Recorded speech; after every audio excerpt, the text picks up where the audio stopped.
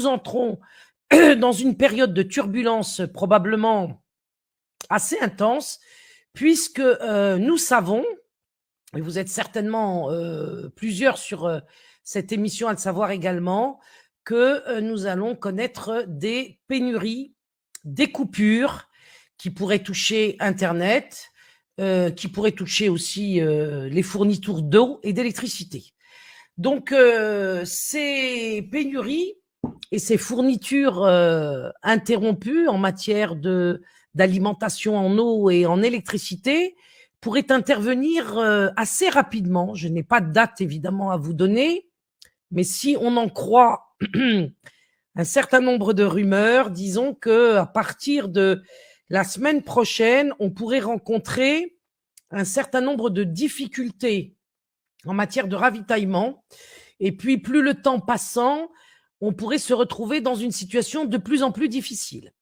C'est la raison pour laquelle, pendant que nous sommes encore avec la possibilité de communiquer sur Internet, j'ai changé le thème de ce soir. J'espère que vous ne m'en voudrez pas, parce que ce thème finalement devient moins urgent que ne l'est la situation actuelle, parce que vous devez absolument comprendre que dans les 3 prochains mois, il va falloir supporter une situation matérielle et psychologique qui risque d'être des plus difficiles et à l'égard de laquelle vous avez l'impératif, l'obligation de vous préparer.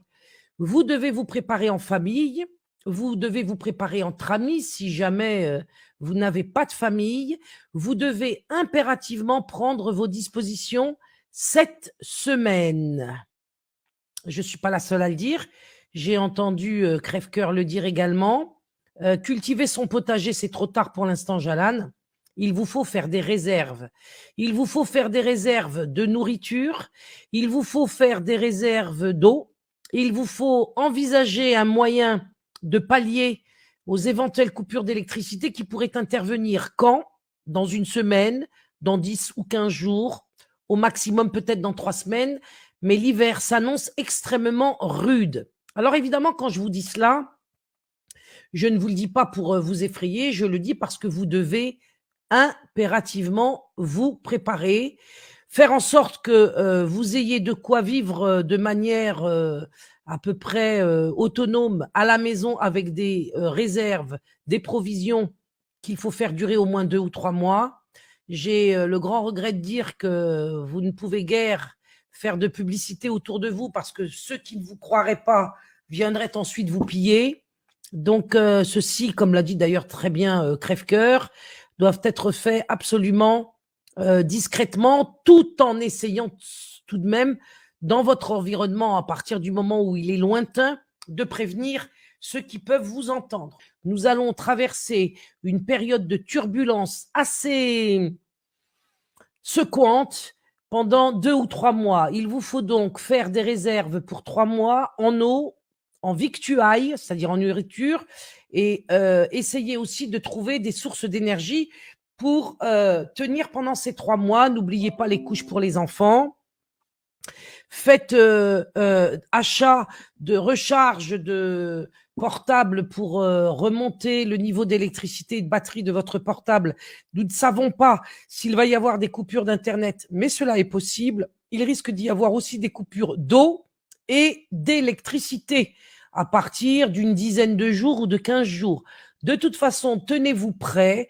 Si jamais nous nous étions trompés, ce que je ne crois pas, vous n'en seriez quitte qu'à consommer vos réserves dans les 6 mois qui viennent et ça ne vous dérangera pas trop. En revanche, si vous n'êtes pas prêts, si vous vous retrouvez sans réserve et sans nourriture, sans moyen de vous chauffer également, il faut y songer, car nous ne savons pas si les pénuries qui sont déjà effectives au Royaume-Uni, à l'égard desquelles d'ailleurs le pouvoir a mis l'armée pour maintenir la sécurité et l'ordre, voilà le terme que je cherchais, nous risquons de nous trouver dans une situation identique et qui de toute façon va s'aggraver dans l'ensemble de l'Europe. Je ne dis pas cela pour vous effrayer, il n'y a aucune raison d'avoir peur. surtout si vous êtes prêt. Pour être prêt, vous avez la nécessité de faire vos courses avant la fin de la semaine, au plus tard en début de semaine prochaine. Moi, je ne suis pas Nostradamus, mais disons que nous avons des éléments qui nous font penser que peut-être d'ici 10 jours, d'ici 15 jours, les pénuries vont commencer et iront s'aggravant et seront cumulées avec des coupures d'eau, d'internet et d'électricité. Voilà, donc vous êtes des grands garçons et des grandes filles, vous êtes chef de famille, vous avez des enfants, vous devez donc prendre les mesures qui s'imposent. Si nous le pouvons, évidemment, nous reviendrons vous parler pour vous donner des idées, vous transmettre des liens, vous soutenir. Et maintenant, je vais passer à une deuxième partie concernant cette période de pénurie qui est une période que nous allons vivre et qui sera difficile.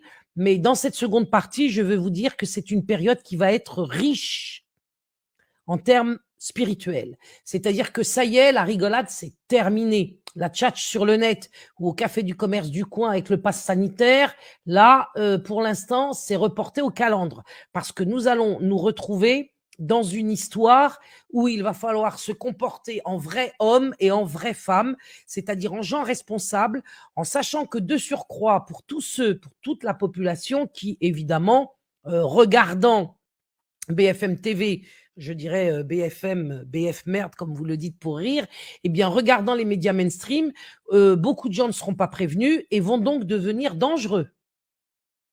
Ils vont devenir dangereux, ces gens qui vont se retrouver surpris par les pénuries, surpris par les coupures d'Internet, d'eau et d'électricité. Ceux qui habitent dans les quartiers de craqueux, là où il y a du crack, foutez le camp. Partez, allez à la campagne, organisez-vous, parce que les craqueux, quand ils vont pas avoir leur dose, ça risque de faire assez mal. Voilà. Alors, tout cela, ce sont des considérations qui, évidemment, touchent à la survie et l'entretien des corps. Mais comme vous le savez, je suis beaucoup plus attachée, bien sûr, à l'évolution, l'élévation de l'âme et donc la bonne santé du cœur, puisque c'est lui qui, avec le corps, constitue une complémentarité ou même un rapport hiérarchique extrêmement important. La situation dans laquelle nous sommes provient de ce que nous avons renoncé à défendre la loi naturelle. La situation dans laquelle nous sommes provient de ce que nous avons renoncé à être des femmes authentiques et véritables et que nous avons renoncé à être des hommes forts qui portent les responsabilités telles que leur mission initiale était définie et qui leur a été confiée par Dieu. Nous sommes sur terre pour adorer notre Créateur, non pas pour copuler, ni pour gagner de l'argent, ni pour être le plus beau et le meilleur sur le plan social.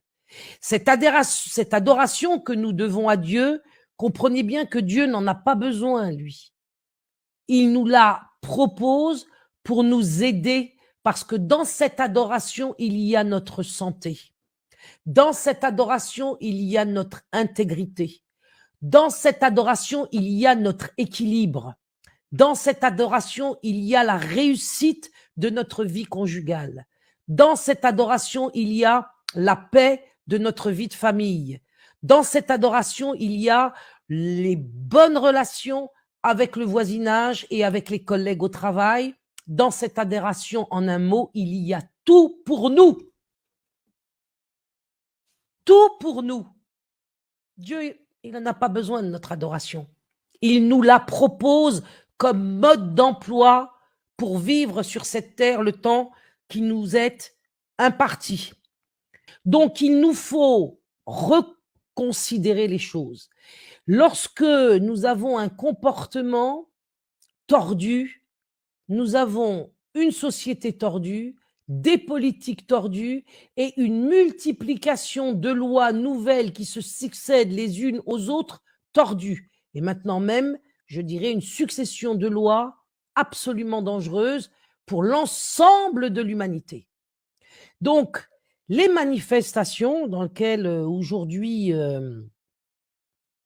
on continue d'aller avec des slogans comme liberté, je le répète, nous n'avons pas besoin d'une liberté non éclairée, il vaut mieux donc parler de vérité. À tout point de vue d'ailleurs, vérité. Nous avons besoin de vérité. Nous avons besoin de chercher la vérité et de la trouver. Comme le disait le Christ, cherchez, vous trouverez. Cherchez et vous trouverez. Parfois, il ne faut pas chercher longtemps, il ne faut pas chercher très loin, il faut simplement avoir l'intention de chercher et le désir de trouver, et Dieu fait les choses ensuite. Il vous amène la réponse assez vite. Surtout que le temps passant de plus en plus vite, en effet, eh bien, vous pouvez être éclairé beaucoup plus vite que vous ne le croyez. Il ne faut pas douter de la promesse divine. Dans toutes les religions, vous avez des promesses de Dieu qui vous portent à l'espérance. C'est-à-dire que vous devez être sûr et confiant, sûr qu'il est là, confiant en lui et porté à l'espérance à partir du moment où vous êtes dans votre comportement conforme. La conformité, c'est quoi, par exemple? C'est la générosité. Si vous êtes avare, vous n'êtes pas conforme à la loi de Dieu. Dans aucune religion, on vous prescrit l'avarice. Si vous êtes médisant, c'est pareil. Vous n'êtes pas conforme à la loi de Dieu. Il faut parler de manière bienveillante. Alors là-dessus, excusez-moi. Là-dessus, il faut quand même que je vous dise une chose, c'est que quand je vous dis de ne pas médire, je ne vous dis pas par là qu'il ne faut pas prévenir ni vous informer. Parce que je pense qu'il faut faire la différence entre la médisance et l'information.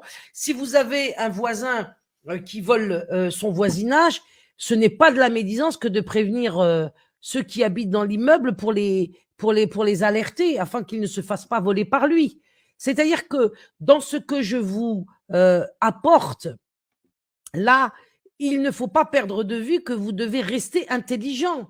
La générosité, c'est pas de se ruiner et de donner aux autres à son détriment ou au détriment de ses enfants. Ça doit être équilibré. Mais là, nous allons vivre une période de turbulence très difficile, mais pour certains d'entre nous, pour les volontaires, cela va être une période magnifique parce que nous allons nous dépasser. Parce que Dieu nous apporte là un exercice spirituel extraordinaire. Nous allons devoir nous lever vers le ciel pour défendre nos enfants. Nous allons devoir assumer nos responsabilités. Tous ceux qui ne seront pas à la hauteur risquent le pire et je vous appelle justement à être à la hauteur. Parce que c'est pas si difficile que ça. Sauf si, évidemment, vous avez mis des années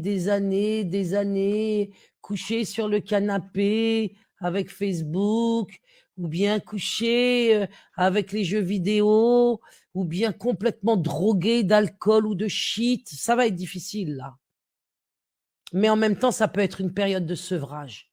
Tout est possible si vous le voulez, avec l'aide de Dieu et dans le cadre de l'adoration que nous lui devons.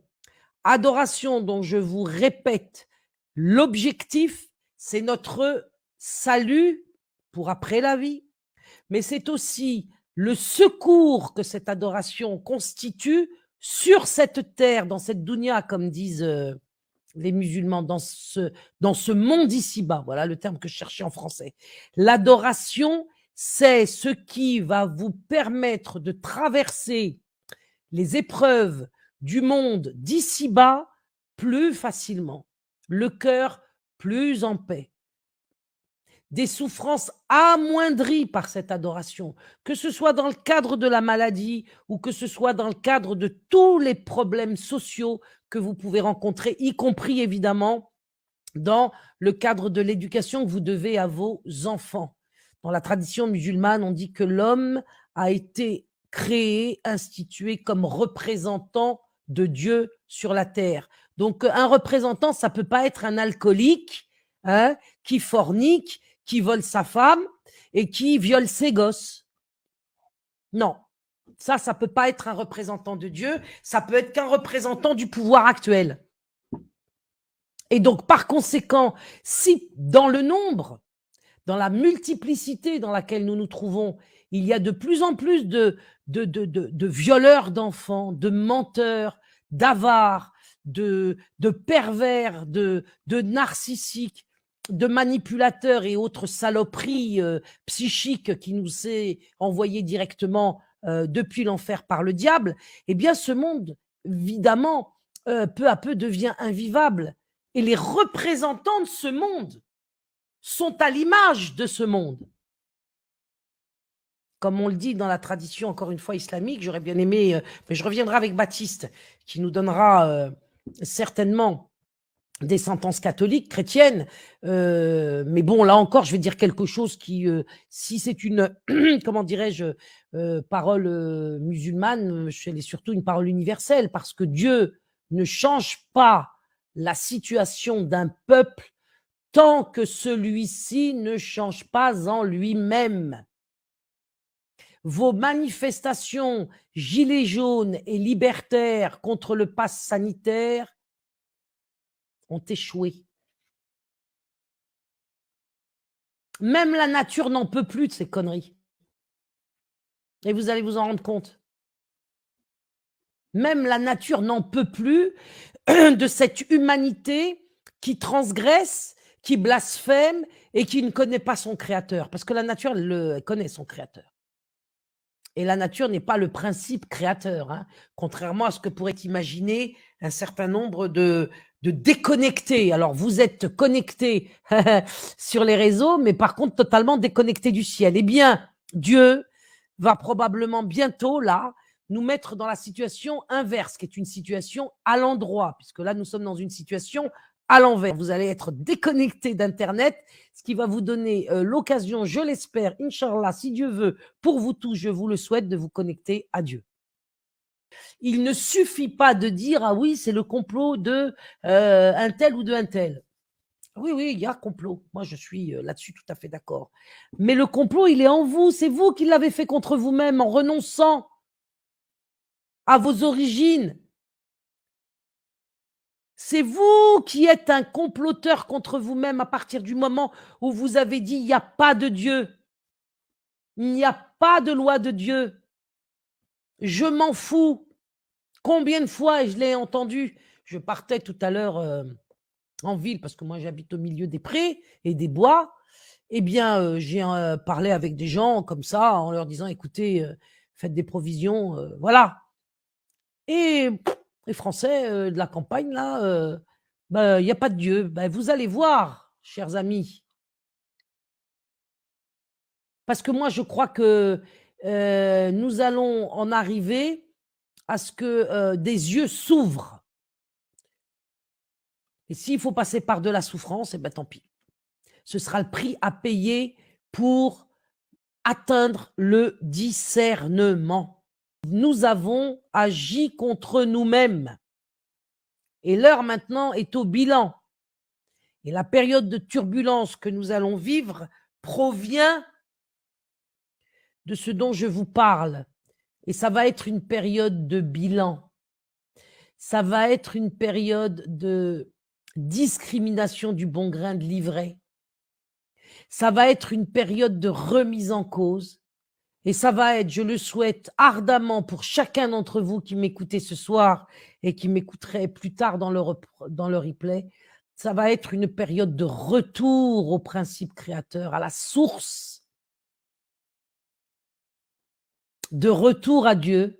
Et comme je vous l'ai dit, ce retour à Dieu passe inévitablement, obligatoirement, nécessairement par une demande de pardon pour les blasphèmes, pour toutes les transgressions, pour les péchés, pour les fautes, péchés que nous connaissons, que nous avons commis, et y compris demander pardon pour les péchés dont vous avez oublié l'existence, que vous n'avez même pas vu passer dans votre vie.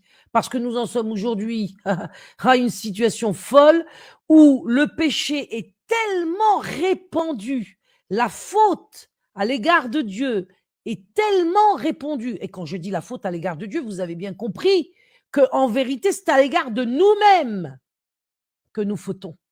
Parce que Dieu, nous ne l'atteindrons pas. Nous ne lui nuirons pas.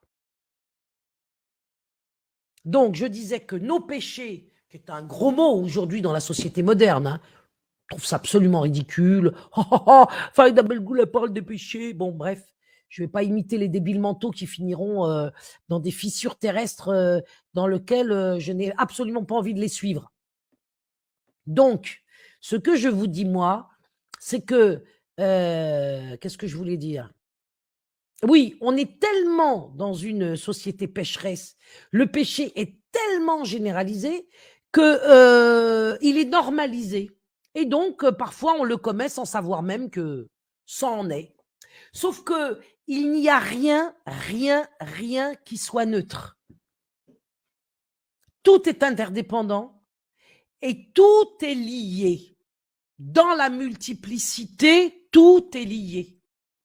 Cette normalité satanisée nous a donné les dirigeants que nous supportons et dont nous nous plaignons. Ce n'est pas en criant liberté avec le drapeau de nos bourreaux que nous allons sortir de cette impasse. Voilà. Jetez hors de votre cœur les emblèmes de la République qui sont des emblèmes sataniques.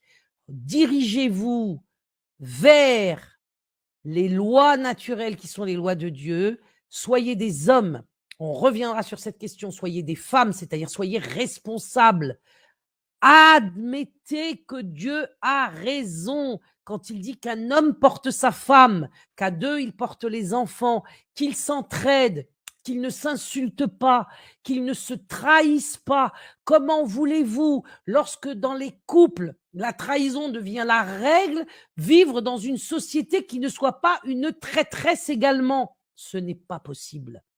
Il y a unité de style. Si les gens sont pourris, les institutions sont pourries, les dirigeants sont pourris, les partis et les syndicats sont pourris. Tout est pourri si nous sommes pourris.